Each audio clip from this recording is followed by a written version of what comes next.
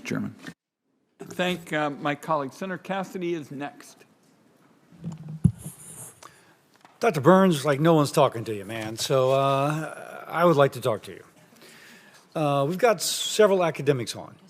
And if you read Ms. Feldman and Dr. Van Nuys's, you're thinking, are y'all from the same planet, right? You seem to be. So let me just ask some things that Dr. Nuys puts in her testimony and have your response.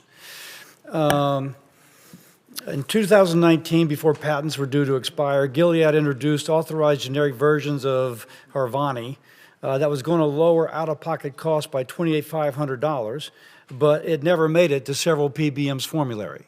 And the patients continued to pay top dollar, even though there was a generic that was available. I think I summarized that correct, Dr. Nuys. Now, that would look like something which is an abuse of a PBM, by a PBM. What would you say to that, Dr. Burns? Well, one has to look at the incentives in Medicare Part D plans.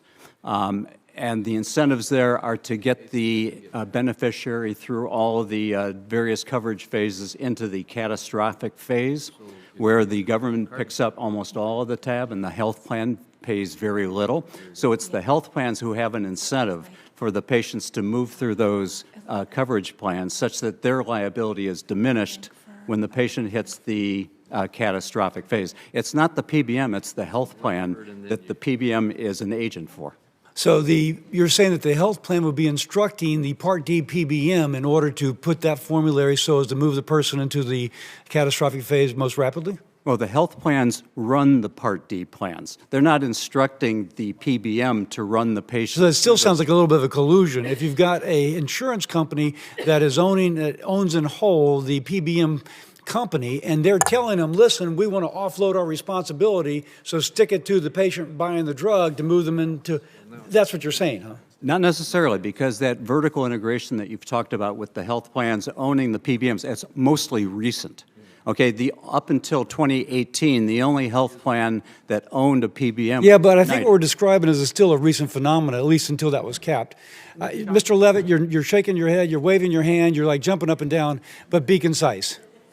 I thought I was being more subtle than that, but yeah, I mean, the PBMs and the insurance companies are one and the same, and there's no firewall. So United Health owns Optum, Cigna owns Express Scripts, and CVS owns Caremark, and Aetna and SilverScript. So to the extent that was an accurate statement, these health plans, they want the patient to have a higher cost drug to move through the coverage phases to get to the. So I think what you're saying is that we have to actually broaden our view. The PBM is merely an agent for the insurance company that is willing to foist cost upon both the consumer and upon the federal taxpayer in order to maximize their profit.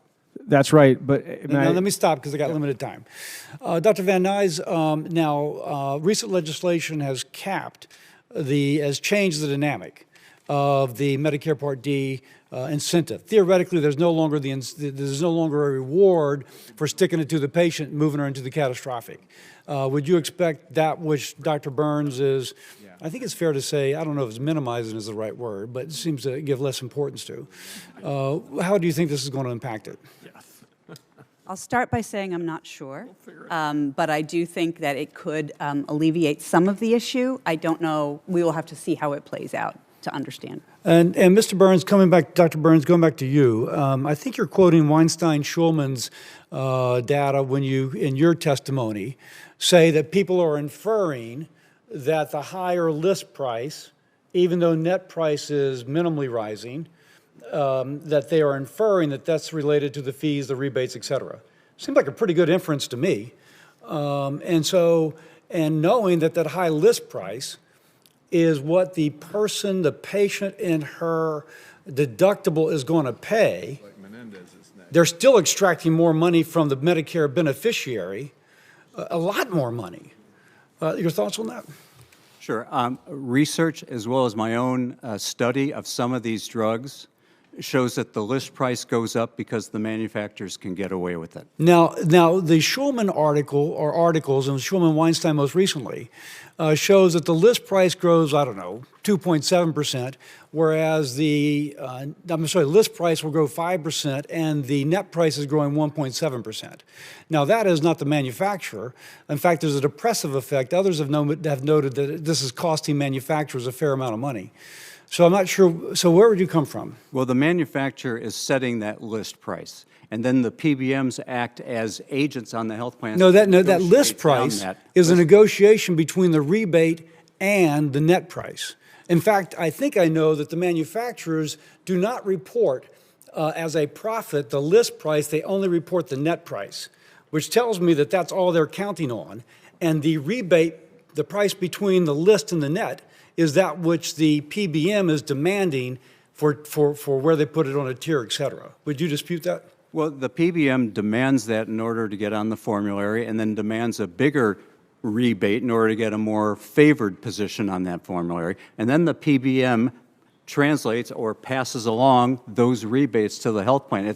The issue is what the health plans do with that money, not the PBMs. I am way over, but I will say that the lack of the opaqueness of it is, I think, what people are concerned about, because we don't know the entirety of that is going back to the payor.